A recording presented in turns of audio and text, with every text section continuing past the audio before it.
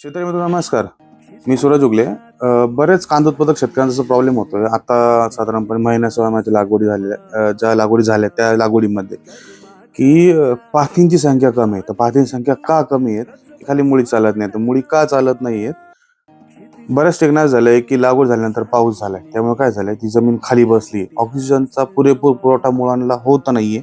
म्हणून मुळी चालत नाही आणि मुळी चालत नसल्यामुळं पातींची संख्या वाढत नाही. त्यासाठी आपल्याला आता या गोष्टी उपाययोजना आपल्याला काय करायचं आहे, हे जे डिस्कव्हर अल्ट्रा ध्रुव ॲग्रोचं हे आपल्याला सोडायचं एका एकरासाठी 1 किलो. आणि त्याच्यानंतर जर तुमच्या कांद्यामध्ये शेंडखोर जरी म्हणजे वरून शेंडा नॉर्मल करपणा असू द्या किंवा पिवळसरपणा झालेला असता पातीचा, त्यासाठी आपल्याला वापरायचे हॅरिज प्लस एका एकरासाठी म्हणजे 200 लिटर पाण्यासाठी 500 ml आणि फिंच वापरायचं आपल्याला एका एकरासाठी म्हणजे 200 लिटर पाण्यासाठी 500 ml. ह्या दोन्ही कॉम्बिनेशनचा वापर करा. खूप सुंदर रिपोर्ट आलेत शेतकऱ्यांना आणि मुळी चांगली होऊन पातींची संख्या 100% वाढलेत. कांदा पिकाबद्दल ज्या काही अडचणी असतील त्या तुम्ही फोन करून किंवा व्हॉट्सअपद्वारे मला विचारू शकता. माझा व्हॉट्सअप क्रमांक आहे 7588 04 04 90. धन्यवाद.